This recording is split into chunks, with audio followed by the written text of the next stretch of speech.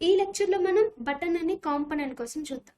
మనం బటన్స్ని form submit చేయడానికి use చేస్తాం కదా. సిఎస్ఎస్లో మనం బటన్స్కి స్టైలింగ్ ఏదైనా ఇవ్వాలి అని అంటే ఎక్కువ ప్రాపర్టీస్ రాయాల్సి ఉంటుంది. కానీ బూట్ స్ట్రాప్లో అలా కాదు. కొన్ని ప్రీ డిఫైన్ క్లాసెస్ని యూజ్ చేసి ఈజీగా మనం స్టైలింగ్ బటన్స్ని క్రియేట్ చేయొచ్చు. ఎగ్జాంపుల్కి ఇక్కడ చూడండి, నేను ఒక బటన్ని ప్లేస్ చేస్తున్నాను. మనం అవుట్పుట్ని చెక్ చేద్దాం. చూసారా, నా బటన్ అనేది చాలా సింపుల్గా కనిపిస్తుంది ఇక్కడ కదా. సో ఇలా కాకుండా మనకి కొంచెం స్టైలిష్గా బటన్ని క్రియేట్ చేయాలి అంటే నేను ఇంటర్నల్ స్టైల్ ట్యాగ్ని యూజ్ చేసి సిఎస్ఎస్ ప్రాపర్టీస్ని రాస్తున్నాను. మనం స్టైలింగ్ అనేది బటన్కి ఇస్తున్నాం కాబట్టి బటన్ ట్యాగ్ నేమ్, అలానే కలర్ వచ్చేసి నాకు వైట్ రావాలి టెక్స్ట్ది, అలానే నాకు బ్యాక్గ్రౌండ్ కలర్ బ్లూ కావాలి. ఓకే, అలానే నాకు ప్యాడింగ్ 0.3 rem, అలానే 1 rem కావాలి. అలానే నాకు బార్డర్ రేడియస్ కావాలి 10 పిక్సెల్ బార్డర్ రేడియస్. అలానే బార్డర్ నాకు నన్ రావాలి, అంటే బార్డర్ నాకు కనిపించకూడదు. సో ఇప్పుడు బటన్ మీద కర్సర్ ప్లేస్ అయినప్పుడు, అంటే హోవర్ అయితే నాకు బ్యాక్గ్రౌండ్ కలర్ అనేది మారాలి. Button hover. ఇప్పుడు మనం అవుట్పుట్ని చెక్ చేద్దాం. సో చూసారు కదా. సో ఎప్పుడైతే నేను సిఎస్ఎస్ ప్రాపర్టీస్ని యూజ్ చేశానో నా బటన్కి బ్యాక్గ్రౌండ్ కలర్ అలానే హోవర్ ప్రాపర్టీస్ అన్నీ కూడా అప్లై అయ్యాయి. ఇది మనం హెచ్టిఎంఎల్లో ఇలా చేస్తాం, కానీ బూట్ స్ట్రాప్లో ఎక్స్ట్రాగా మనం సిఎస్ఎస్ ప్రాపర్టీస్ అనేవి రాయాల్సిన అవసరం లేదు. ఎందుకంటే ఆ యొక్క ప్రీ డిఫైన్ క్లాసెస్లో ఇన్బిల్ట్ అయి ఉంటాయి ఈ యొక్క ప్రాపర్టీస్ అనేవి. ఇప్పుడు మనం బూట్ స్ట్రాప్లో బటన్స్ని ఎలా యూజ్ చేద్దామో చూద్దాం. సో బూట్ స్ట్రాప్లో బటన్కి బీటీఎన్ అనే ప్రీ డిఫైన్ క్లాస్ ఉంటుంది. నేను ఆ క్లాస్ని అప్లై చేసుకొని ఆ బటన్కి నేను కలర్ ఇస్తున్నాను. మనకు తెలుసు కదా, ప్రైమరీ అనేది కలర్ యూటిలిటీ క్లాస్. ఎప్పుడైతే మనం ప్రైమరీని యూజ్ చేస్తామో బ్లూ కలర్ వస్తుంది. అవుట్పుట్ చెక్ చేద్దాం. చూసారు కదా, మనం ప్యాడింగ్ రాయలేదు, అలానే టెక్స్ట్ కలర్ రాయలేదు, ఇవన్నీ రాయకపోయినా డిఫాల్ట్గా మనకి వచ్చేసింది బటన్. ఎందుకంటే ఈ బీటీఎన్ అనే ప్రీ డిఫైన్ క్లాస్లో సిఎస్ఎస్ ప్రాపర్టీస్ అనేవి ఇన్బిల్ట్ అయి ఉన్నాయి కాబట్టి. అలానే ఇక్కడ మీరు చూస్తే హోవర్ ఎఫెక్ట్ కూడా వస్తుంది. ఎప్పుడైతే నా కర్సర్ బటన్ మీద ప్లేస్ అవుతుందో కలర్ చేంజ్ అవుతుంది. చూసారు కదా. సో ఇలా మనం అన్ని కలర్ యూటిలిటీ క్లాసెస్ని కూడా యూజ్ చేయొచ్చు. ఎగ్జాంపుల్కి బటన్ ట్యాగ్ బీటీఎన్ అనే ప్రీ డిఫైన్ క్లాస్ని అసైన్ చేస్తున్నాను. రెడ్ కలర్ ఇద్దాం మన బటన్కి. ఇప్పుడు అవుట్పుట్ని చెక్ చేద్దాం. సో చూసారు కదా, బ్లూ వచ్చింది, రెడ్ కలర్ కూడా వచ్చింది. అలానే అన్ని కలర్స్ కూడా ఈ యొక్క బటన్కి యూజ్ అవుతాయి. బటన్స్లో ఇంకొక ప్రీ డిఫైన్ క్లాస్ ఏంటి అంటే బటన్ లింక్. అది ఎలా యూజ్ అవుతుందో చూద్దాం. ఇక్కడ నేను బటన్ని యూజ్ చేశాను కదా, బటన్ ట్యాగ్ని యూజ్ చేశాను. కానీ ప్రీ డిఫైన్ క్లాస్ ఏం అప్లై చేశాను, బటన్ లింక్ అప్లై చేశాను. సో అప్పుడు నాకు అవుట్పుట్ ఎలా వస్తుంది అంటే నాకు బటన్లో రాదు, అవుట్పుట్ అనేది యాంకర్ ట్యాగ్లో వస్తుంది. ఎందుకంటే ప్రీ డిఫైన్ క్లాస్ మనం ఏంటి రాసాం, బటన్ లింక్ రాసాం కాబట్టి ఆ బటన్ అనేది మనకి యాంకర్ ట్యాగ్ లాగా చూపిస్తుంది అవుట్పుట్లో.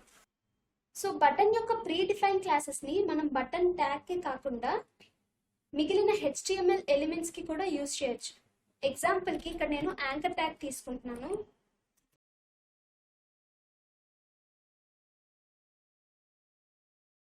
సో నేను నా యాంకర్ ట్యాగ్కి బటన్ అనే ప్రీ డిఫైన్ క్లాస్ని అప్లై చేయటం వల్ల నా అవుట్పుట్ చూడండి ఎలా వచ్చిందో.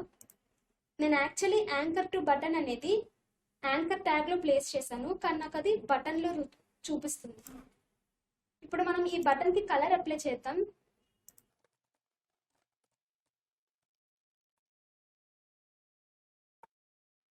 చూసారా, ఇప్పుడు మనకి క్లియర్గా కనిపిస్తుంది.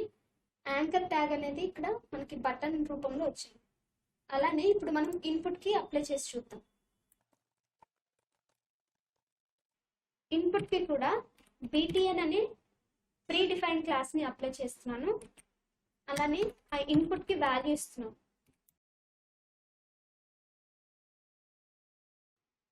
ఇప్పుడు మనం అవుట్పుట్ని చెక్ చేద్దాం. చూసారు కదా, ఈ యొక్క బటన్ని నేను ఇన్పుట్ ట్యాగ్లో రాశాను, కానీ నాకు ఇన్పుట్లో రాలేదు. బటన్లో వచ్చింది, ఎందుకంటే ఆ ఇన్పుట్ ఎలిమెంట్కి ప్రీ డిఫైన్ క్లాస్ బీటీఎన్ అనేది ఇచ్చాను కాబట్టి. ఇక్కడ మనకి బటన్స్కి బ్యాక్గ్రౌండ్ కలర్స్ వస్తున్నాయి కదా, అలా మనకి బ్యాక్గ్రౌండ్ కలర్ రాకుండా ఉండాలి అంటే బీటీఎన్ హైఫన్ అవుట్లైన్ అనే ప్రీ డిఫైన్ క్లాస్ని యూజ్ చేయాలి. ఎగ్జాంపుల్కి ఇక్కడ నేను ఒక బటన్ ట్యాగ్ తీసుకుంటున్నాను.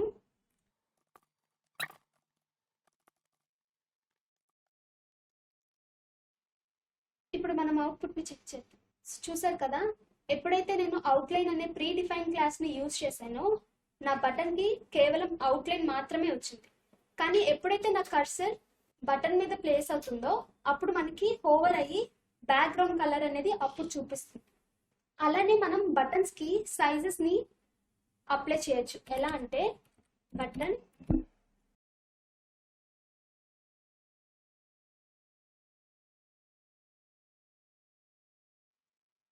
అనేది నాకు స్మాల్ సైజ్లో రావడానికి btn-sm అనే ప్రీ డిఫైన్ క్లాస్ని యూజ్ చేస్తున్నాను. ఓకే, అప్పుడు నా అవుట్పుట్ ఎలా వచ్చిందో చూద్దాం. ఇప్పుడు మనం అవుట్పుట్ని అబ్జర్వ్ చేద్దాం. చూసారు కదా, ఎప్పుడైతే నేను స్మాల్ బటన్ ప్రీ డిఫైన్ క్లాస్ని యూజ్ చేశానో అప్పుడు నాకు బటన్ సైజ్ అనేది నాకు తగ్గింది.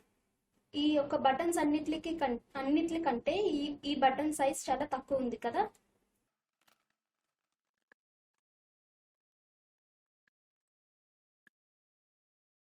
ఇంకొక ప్రీ డిఫైన్ క్లాస్ ఏంటి అంటే బటన్ లార్జ్. సో ఇది యూజ్ చేయడం వల్ల మన బటన్ సైజ్ అనేది పెద్దగా వస్తుంది. చూడండి, ఈ యొక్క బటన్స్ని మనం డిజేబుల్ చేయడానికి డిజేబుల్ అనే అట్రిబ్యూట్ని మనం ఇక్కడ యూజ్ చేసుకోవచ్చు. సపోజ్ నేను ఇక్కడ లార్జ్ బటన్కి డిజేబుల్డ్ అనే అట్రిబ్యూట్ని యూజ్ చేస్తున్నాను. చూసారా, నేను లార్జ్ బటన్ మీద క్లిక్ చేయలేకపోతున్నాను, ఎందుకంటే డిజేబుల్డ్ అనే అట్రిబ్యూట్ని నేను యూజ్ చేశాను కాబట్టి. సో ఇలా మనం బటన్స్కి కాకుండా యాంకర్ ట్యాగ్ని మనం డిజేబుల్ చేయాలి అంటే ఒక క్లాస్ని ఉంది యాంకర్ ట్యాగ్స్కి. అది ఏంటి అంటే డిజేబుల్డ్. ఇక్కడ మనం అట్రిబ్యూట్తో రాసాము బటన్స్కి, యాంకర్ ట్యాగ్కి క్లాస్లో రాస్తాం. చూసారా, యాంకర్ టు బటన్ అనేది డిజేబుల్ అయింది, అలానే లార్జ్ బటన్ అనేది డిజేబుల్ అయింది, ఎందుకంటే మనం ఇక్కడ డిజేబుల్డ్ అనే క్లాస్ నేమ్ అలానే అట్రిబ్యూట్ని యూజ్ చేసాం కాబట్టి. ఇప్పుడు మనకి బటన్ అనేది 100% విడ్త్తో రావడానికి డిస్ప్లే గ్రిడ్ని మనం యూజ్ చేస్తాం. ఎగ్జాంపుల్కి ఇక్కడ నేను ఒక డివిజన్ ట్యాగ్ తీసుకుంటున్నాను, అందులో నేను డిస్ప్లే గ్రిడ్ అనే క్లాస్ని యూజ్ చేస్తున్నాను. ఇప్పుడు మనం అవుట్పుట్ని చెక్ చేద్దాం. బటన్కి మనం కలర్ అప్లై చేద్దాం.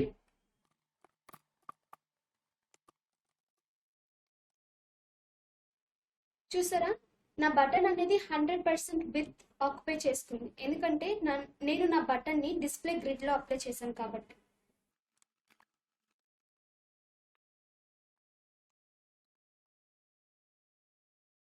ఇక్కడ మనం అబ్జర్వ్ చేసినట్లయితే ఈ రెండు బటన్స్ కూడా రెస్పాన్సివ్నెస్తో వచ్చాయి. నా స్క్రీన్ సైజ్ తగ్గుతున్న కొద్దీ నా బటన్ సైజ్ కూడా తగ్గుతుంది కదా, ఎందుకంటే ఇవన్నీ కూడా బూట్ స్ట్రాప్లో ఇన్బిల్డ్ అయ్యి ఉంటాయి. ఇప్పుడు ఇంకొక ఎగ్జాంపుల్ చూద్దాం.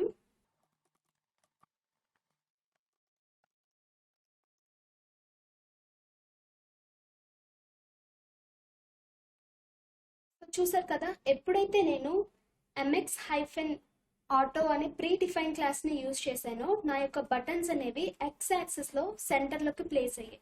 సో ఇలా మనం బూట్ స్ట్రాప్లో బటన్స్ని యూజ్ చేస్తాం. నెక్స్ట్ లెక్చర్లో మనం బటన్ గ్రూప్స్ కోసం తెలుసుకుందాం.